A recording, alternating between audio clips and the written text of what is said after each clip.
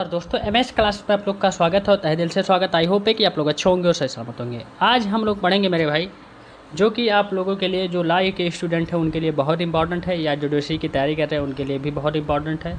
आज हम लोग पढ़ेंगे मेरे भाई एविडेंस लॉ। ठीक, एविडेंस लॉ से हम लोग पढ़ेंगे जो है फर्स्ट टॉपिक की, इसका नाम है मेरे भाई evidence and its relationship with the substantive and procedure law. ठीक, यही हम लोग पढ़ेंगे अच्छे तरीके से। क्या इसका जो है प्रोसीजरल होता है, क्या नहीं होता है, इसको हिंदी में हम लोग कहते हैं साक्ष्य और प्रक्रियात्मक और अधिष्ठयायी कानून के साथ इसका संबंध। क्या है एविडेंस, वास्तव में एविडेंस लॉ क्या है, कहाँ से आया, कैसे क्या हुआ, इसका सब्सेंटिव लॉ से क्या जो है कनेक्टिविटी है, यही हम लोग देखेंगे और अच्छे तरीके से बढ़िया तरीके से देखेंगे मेरे भाई। लास्ट तक बने रहेगा, अच्छे से देखिएगा, बढ़िया से देखिएगा। अगर आप सेमेस्टर एग्जाम की तैयारी कर रहे हैं, आप एलएलबी में हैं और आपके कोर्स में ये इन्वॉल्व है, तब तो आपके लिए 110% ये क्वेश्चन आएगा ही आपके सेमेस्टर एग्जाम में। बाकी आप जो है जुडिशरी से लेकर के तैयारी कर रहे हैं, वहाँ भी क्वेश्चन इससे जो है फुल क्वेश्चन पूछ लिए जाते हैं। ठीक, तो चलिए अभी स्टार्ट करते हैं मेरे भाई। ध्यानपूर्वक देखिएगा और अच्छा लगेगा वीडियो लाइक करिएगा, और चैनल पर नए हो तो सब्सक्राइब करिए, अधिक से अधिक लोगों के बीच में शेयर करिएगा, और मेरे व्हाट्सएप ग्रुप से ज्वाइन हो, मेरे यूट्यूब चैनल को भी फॉलो करें, मेरे जो इंस्टाग्राम पे भी फॉलो करें। वहाँ आप लोगों को अपडेट मिलती है लास्ट से रिलेटेड या किसी यूनिवर्सिटी से रिलेटेड जानकारी। ठीक, अब चलिए स्टार्ट करते हैं। ध्यान से सुनिएगा, अच्छे से बढ़िया तरीके, मन करेगा नोट्स बना लीजिएगा, नहीं तो आपको भेज दिया जाएगा। इसमें मैं बताने वाला हूँ आपको जो है परिचय क्या होता है, इंट्रोडक्शन, इसका साक्ष्य और प्रक्रियात्मक कानून क्या है इसके बारे में, और साक्ष्य और मूल कानून क्या है, और निष्कर्ष। ये 4 पॉइंटों पे हैं, इस पर चर्चा होगी। ठीक, तो चलिए देखिए। सबसे पहला देखिए जो परिचय। देखिए इंग्लिश वाले बच्चे बिल्कुल जो है मतलब मायूस ना हो। अगर आप लोग चाहेंगे तो इंग्लिश में भी जो है लेक्चर अवेलेबल हो जाएगा, लेकिन ये इंग्लिश या हिंदी चाहे जिसमें हो, आपको समझाना हिंदी में ही पड़ता है, इसीलिए मैं हिंदी में ही आप लोग को पढ़ाता हूँ, क्योंकि हिंदी के ज़्यादा स्टूडेंट हैं मेरे पास, तो इसीलिए वो लोग जो है जैसे कहते हैं वैसे इसी हिसाब से मैं पढ़ाता हूँ। अगर आप लोग चाहेंगे तो आपको लेक्चर मिल जाएगा, लेकिन आप लोग यहाँ से समझ कर सकते हैं। अगर आप एक बार समझ गए, कहीं ना कहीं आप हिंदी मीडियम से पढ़े होंगे बचपन में या कभी भी, तो एक बार समझ गए तो फिर आपको दिक्कत नहीं होगी मेरे भाई। और हिंदी वास्तव में सब लोग समझ लेते हैं। साक्ष्य क्या है? साक्ष्य शब्द का अर्थ है प्रमाण। साक्ष्य एक कथित तथ्य को साबित करने के लिए कानून की अदालत में एक महत्वपूर्ण भूमिका निभाता है। मतलब साक्ष्य ऐसा चीज़ है, ऐसा तथ्य है, ऐसा जो है एविडेंस है कि जो है एक कानून की जो भूमिका में एक बहुत मतलब इम्पॉर्टेंट ये रोल जो है निभाता है मेरे भाई। जब कानून की अदालत होती है, जब अदालत बैठती है, जज बैठते हैं, तो वहाँ एक एविडेंस जो होता है, एविडेंस ही होता है मेन, कि कैसे प्रूव करें कि जो ये अपराधी है या नहीं है। ठीक, यही कह रहा है। हालांकि पार्टी द्वारा सबूत के रूप में माने जाने वाले सभी कथित तथ्य हमेशा कानून की नज़र में सबूत नहीं हो सकते। हाँ, ये तो ये देखिए, ये जो है आपको बता दूं कि जो है एक्सेप्शन तो हमेशा रहते हैं, अपवाद हर एक जगह रहते हैं।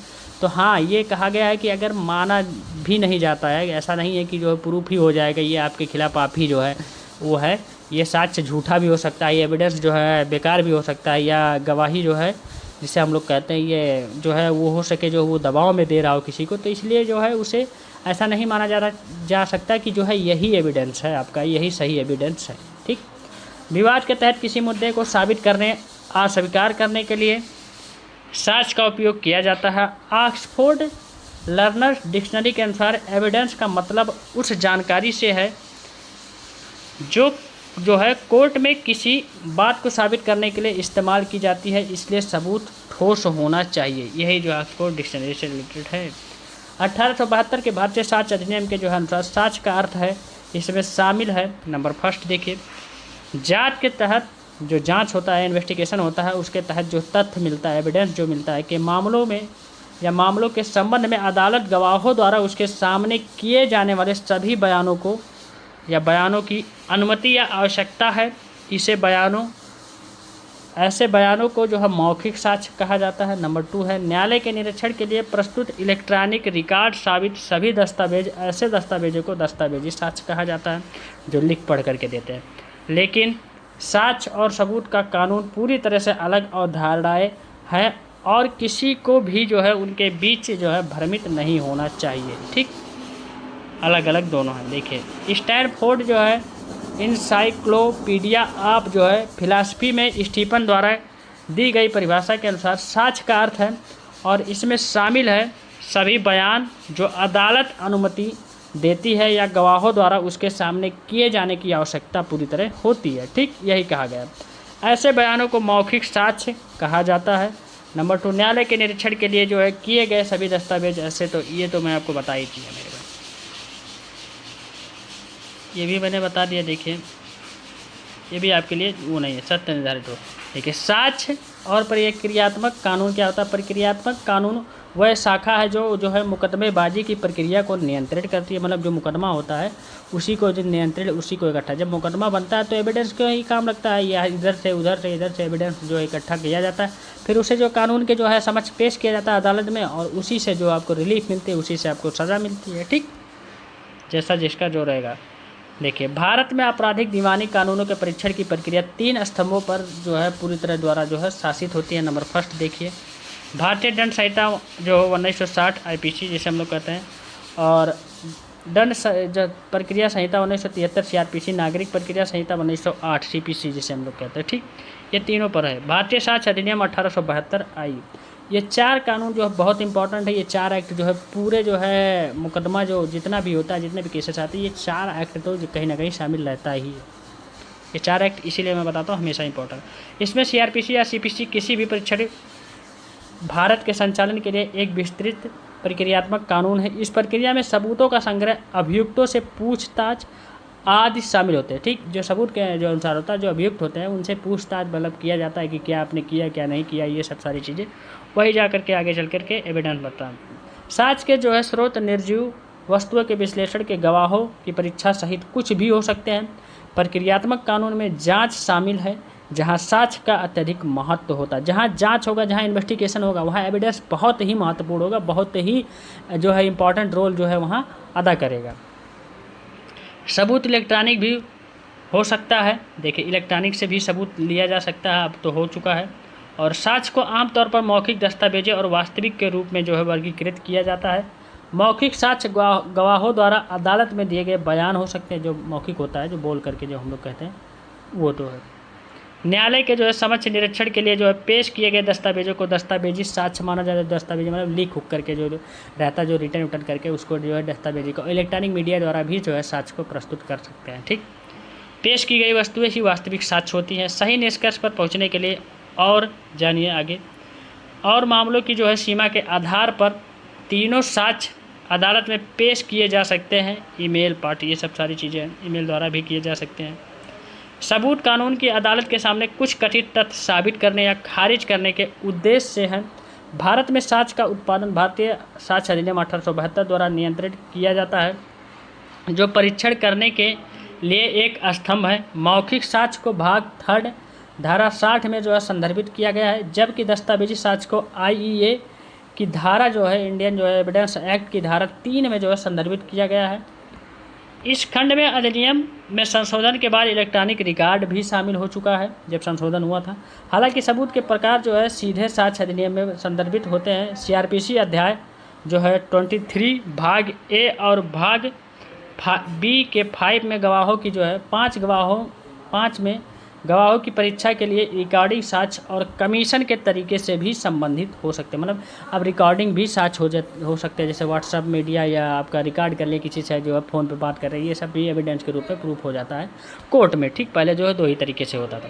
क्रमशः कार्यवाही के दौरान जो है पीड़ित और अभियुक्त द्वारा दिया गया बयान अदालत के जो है समक्ष जो है साबित करने का या खारिज करने के लिए, जानिए, साक्ष्य के उत्पादन के लिए हिस्से के रूप में अत्यंत महत्वपूर्ण भूमिका निभाता है। लिखित बयान, ऑडियो वीडियो रिकॉर्डिंग, फोटोग्राफ, किसी भी प्रकार का डिजिटल मीडिया आज किसी कार्यवाही की विषय वस्तु से संबंधित सामग्री के संदर्भ में साक्ष्य है पूरी तरह से। इसलिए अदालत की कार्यवाही के साथ साथ परीक्षण के दौरान साक्ष्य एक महत्वपूर्ण भूमिका पूरी तरह से निभाता है। ठीक, चाहे इलेक्ट्रॉनिक मीडिया हो, 3 तरह के साक्ष्य, चाहे इलेक्ट्रॉनिक, चाहे दस्तावेजी हो, चाहे जो मौखिक हो। ठीक, तीनों तरह के साक्ष्य माने। साक्ष्य और मूल कानून क्या है? मुकदमे के संचालन के बाद मामले की प्रकृति को निर्धारित करने और मामलों को निपटाने के लिए मूल कानून में साक्ष्य का उपयोग किया जाता है, जो मूल कानून होता है। तत्व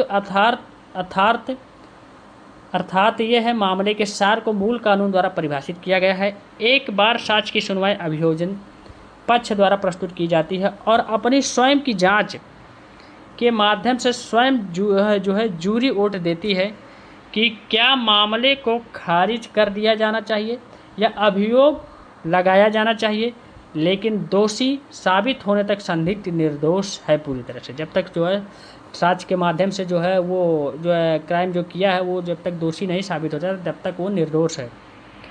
आरोप लगाने का निर्णय काफ़ी हद तक संदिग्ध है, खिलाफ सबूतों पर जो है तय किया जाता है। जो होता है सब जो है एविडेंस पे जो है निर्भर रहता है कि एविडेंस सही होगा, एविडेंस जो है न्यायालय सही मानेगी उनका तो उन्हें छोड़ देगी, और नहीं मानेगी तो उन्हें बंद कर देगी। यही जो है मेन एविडेंस का खेल होता है।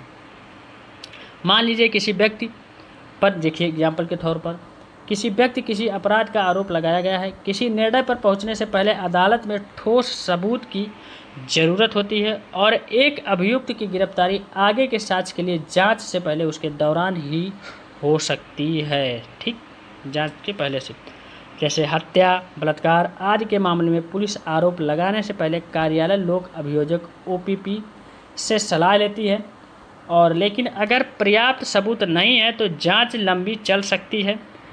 पीड़िता के विचारों को जो है ध्यान में रखते हुए जांच के दौरान साक्ष्य जनहित और कानूनी सिद्धांतों पर आरोप तय किए जाते हैं। सही बात कहा गया है, जब पीड़िता के आधार पर जो चीज़ें कहा जाता है, अगर आपका जो है साक्ष्य नहीं मिल रहा है, जो एविडेंस ठोस एविडेंस नहीं मिल रहा है जो प्रूव कर दे कि इन्होंने अपराध किया, तो वो जो है जांच जो इन्वेस्टिगेशन आपका होता है वो काफ़ी देर तक चल सकता है। जितना टाइम लगता है उतना टाइम वो मांग लेते हैं। ठीक, निष्कर्ष जानिए निकलता है क्या यहाँ से, क्या सबूत के बिना मुकदमे का संचालन करना और मामले का फैसला पूरी तरह से मुश्किल है मेरे भाई।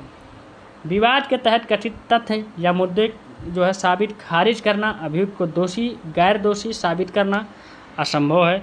इसलिए मुकदमे के दौरान हर चरण में साक्ष्य एविडेंस एक महत्वपूर्ण भूमिका निभाता है। ये निष्कर्ष निकल के आ रहा है। या कहे कि जो है मामले का फैसला करने में जो है प्रक्रियात्मक कानून में साक्ष्य का उपयोग दस्तावेजों के जो है निरीक्षण, इलेक्ट्रॉनिक साक्ष्य को जो है सहेजने आदि में किया जाता है। मूल कानून में साक्ष्य का उपयोग संदिग्ध के खिलाफ आरोप लगाने में किया जाता है, कोर्ट में सुनवाई के दौरान नहीं।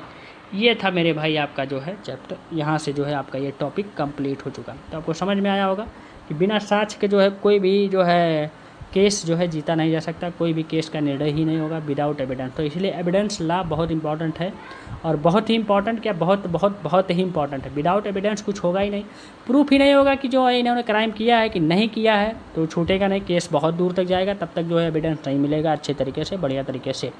ये आपको समझ में आ चुका होगा। अब हम नेक्स्ट वीडियो में पढ़ेंगे, आप लोग को डिफिनीशन बताएंगे उसका क्या होता है, काइंड्स कितने होते हैं, ये सब सारी चीज़ें। काइंड्स तो आपको पता चल गया, लेकिन फिर भी उसमें एक्सप्लेन करके जो एक क्वेश्चन वहाँ से बनता है। तो thank you, tata, take care, bye, best of luck. हम लोग के आज की वीडियो में यहीं तक देखेंगे, और आपको अच्छा लगा तो वीडियो को लाइक करिए, अधिक से अधिक लोगों के बीच में शेयर करिए, जितने भी इलाके स्टूडेंट आपके साथी सहपाठी हों। ठीक, यहाँ से बहुत कुछ मदद मिलेगी।